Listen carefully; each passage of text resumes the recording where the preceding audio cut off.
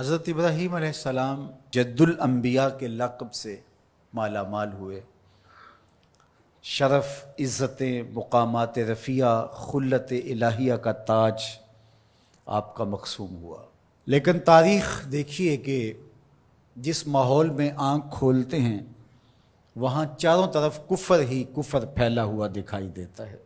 جب یہ بڑے ہوئے، بلوغت کے قریب پہنچے تو لوگ بتوں کے آگے آسن مارے بیٹھے تھے، ان کے سامنے دست بستہ حاضر تھے اور دیر تک ان کی پوجا پاٹ کرتے تھے۔ وہ ایک میلے پہ جاتے تھے، سال میں 2 دفعہ شہر سے باہر ایک کشادہ میدان میں میلہ ٹھیلا کرتے تھے، اور جب 3 دن کے بعد واپس پلٹتے تو سب سے پہلے بت خانے میں ہی آتے اور بتوں کو سلام کرنے کے بعد پھر گھروں میں پلٹتے۔ یہ ان کا مزاج تھا۔ اب وہ میلہ دیکھنے گئے، حضرت ابراہیم علیہ السلام نے ہاتھ میں کلہاڑا پکڑا اور ان کے بڑے معبد، بڑے بت خانے کا رخ کیا، اور توحید کا واحد علم بردار ان بتوں پہ ٹوٹ پڑا۔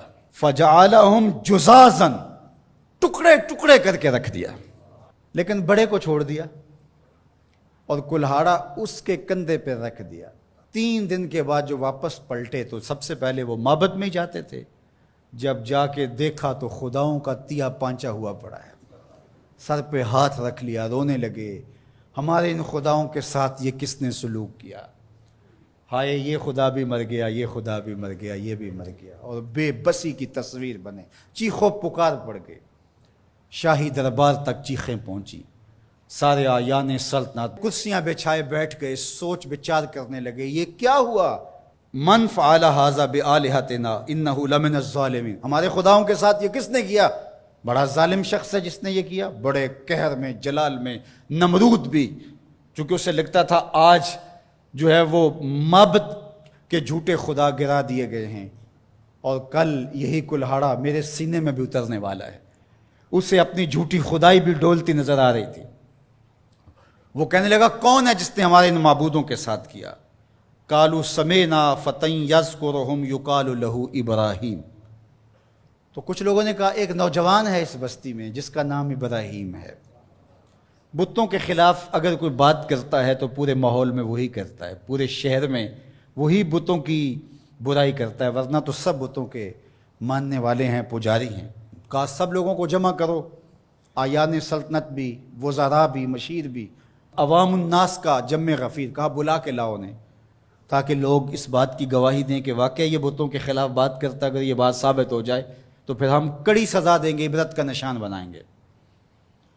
اب ابراہیم علیہ السلام کو بلا بھیجا، کیا ہوا ہے؟ کہا جی آپ کو دربار شاہی میں بلایا جا رہا ہے، چلے چلتے ہیں۔ اللہ اکبر! توحید تو یہ ہے کہ خدا حشر میں کہہ دے یہ بندہ 2 عالم سے خفا میرے لیے تھا۔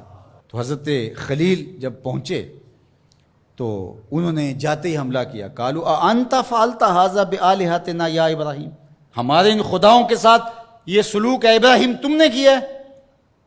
تو انہوں نے بڑے زور سے جب دھماکہ خیز انداز سے پوچھا تو جناب ابراہیم نے کیا جواب دیا؟ قال بل فعلہ کبیرہم، بڑے نے کیا ہوگا، اسلحہ تو اسی سے برآمد ہوا ہے نا، یہ لڑ پڑے ہوں گے، یہ کہتا ہوگا میں بڑا ہوں اور چھوٹے مانتے نہیں ہوں گے، لڑائی ہوگی، تو یہ بڑا تھا، اس نے سب کو کاٹ کے رکھ دیا، پوچھ لو اس سے، کلہاڑا بھی اس کے پاس ہے۔ پھر کہا چلو یہ نہیں بتاتا، یہ نہیں بتائے گا، بڑا پاپی یہ نہیں بتائے گا، لیکن چلو ان سے پوچھ لو تمہاری ٹانگیں کس نے کاٹی، تمہارے کان کس نے توڑے، تمہاری انگلیاں کس نے توڑی، تمہارے پیٹ کو کس نے چاک کیا، تمہارے دانت کس نے توڑے، ان سے پوچھ لو، یہ درد کی بپتا سنا دیں، دکھ کی کہانی سنا لیں، ان سے پوچھ کے مقدمہ درج کر لو، FIR کاٹ لو، پھر سمجھ آ جائے گی۔ اللہ اکبر! یہ اتنی سخت کاٹ تھی، اور یہ وار کلہاڑے کے وار سے بھی سخت تھا۔ قرآن کہتا ہے کہ وہ اپنے گریبان میں جھانکنے لگے۔ اللہ اکبر! اندر سے آواز آ رہی تھی، ضمیر چیخ چیخ کے کہہ رہا تھا یہ معبود ہیں، ان کو ہم اپنا حاجت روا مان رہے ہیں اور ان کو اپنی ضرورتوں کا کفیل سمجھتے ہیں اور اللہ کے مقابلے میں کھڑا کیا ہوا ہے۔ ثم نکسوا علی رؤوسہم، پھر گردنوں کو جھکا لیا، آنکھیں نہیں ملا سکتے تھے جناب خلیل اللہ سے۔ یہ وہی لوگ ہیں جو چند لمحوں پہلے یہ کہہ رہے تھے انت فعلت ھذا بآلہتنا یا ابراہیم، ابراہیم ہمارے خداؤں کے ساتھ یہ سلوک تم نے کیا ہے۔ یہ کڑک کے جو بول رہے تھے، اب قرآن کہتا ہے کہ ان کے سر گھٹنوں پہ پڑے ہوئے تھے اور بول کیا رہے تھے؟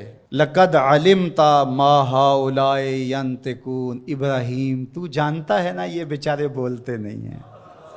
اللہ اکبر۔ اب اسی موقع پہ، اسی جگہ پہ حضرت ابراہیم ان کو لانا چاہتے تھے، یہ سب کچھ کیا اس لیے تھا۔ اب جناب ابراہیم علیہ السلام کھڑے ہوئے پورے جلال کے ساتھ، پوری شان کے ساتھ۔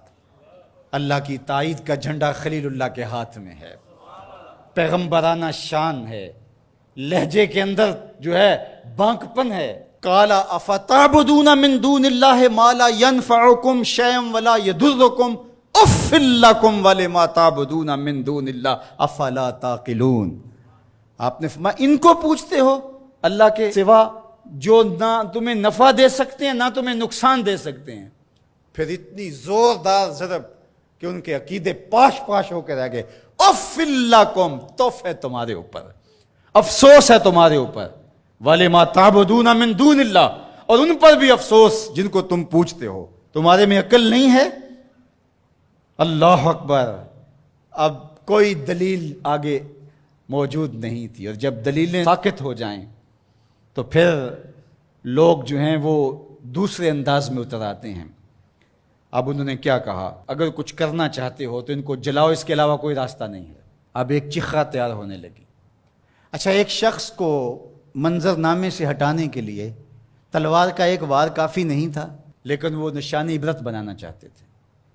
بہت بڑا الاؤ آگ کا تیار کیا جانے لگا، جس میں مہینہ 2 مہینہ مسلسل اس کے اندر ایندھن ڈالا جاتا رہا۔ پھر جب اس کو آگ دی گئی تو ایسی آگ بھڑکی کہ کئی میلوں سے اس کے شعلے نظر آتے ہیں، اور کوئی افق سے گزرتا ہے پرندہ تو وہ بھی جل بھن کے کباب ہو کے اس کے اندر گر پڑتا ہے۔ اللہ اکبر۔ حضرت ابراہیم علیہ السلام بیٹھے ہیں، بدن کو جکڑ دیا گیا، منجنیق میں ڈال کر گھمانے لگے۔ حضرت جبرائیل امین نے عرض کی کہ اگر آپ کہیں تو رب کی بارگاہ میں عرض کروں یہ مشکل ٹل جائے۔ کہا مجھے آپ کی کوئی حاجت نہیں۔ تو کہا پھر آپ ہی تو واحد نشان ہیں توحید کا اس دنیا کے اوپر، تو آپ اللہ سے خود ہی عرض کر لیجئے۔ کہا مجھے ایک بات بتاؤ کہ ان کافروں کے دل میں کس نے ڈالا کہ مجھے جلایا جائے؟ کہا رب جلیل نے۔ کہا اگر جلیل کی یہ مرضی ہے تو خلیل کی بھی یہی مرضی ہے۔ جے سونا میرے دکھ وچ راضی، جے سونا میرے دکھ وچ راضی تے میں سکھ نو چلے ڈاواں۔ کہ اگر رب کی یہ مرضی ہے تو اس کے عبد کی بھی یہی مرضی ہے۔ اللہ اکبر۔ اب جب منجنیق کو گھما کر کے آگ میں ڈالا جانے لگا تو کارکنان قضاء و قدر کی چیخیں نکل گئی۔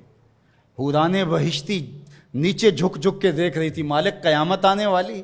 کہا میری قدرت کے رنگ دیکھو، فانوس بن کے جس کی حفاظت ہوا کرے، وہ شمع کیا بجھے جسے روشن خدا کرے۔ تو فرمان رب آگ کے نام آتا ہے، قلنا یا نارو کونی بردم و سلامن علی ابراہیم۔ ہم نے کہا آگ میرے ابراہیم پر سلامتی کی ٹھنڈی ہو جا، اتنی بھی ٹھنڈی نہ ہونا کہ میرے خلیل کو سردی لگنے لگ جائے۔ 40 یا 50 دن تک اس آگ کے اندر رہے، آگ بجھنے نہیں پا رہی تھی، اتنا بڑا الاؤ تھا، باہر آگ جل رہی تھی، اندر نسیم جنت کی بہاریں تھیں۔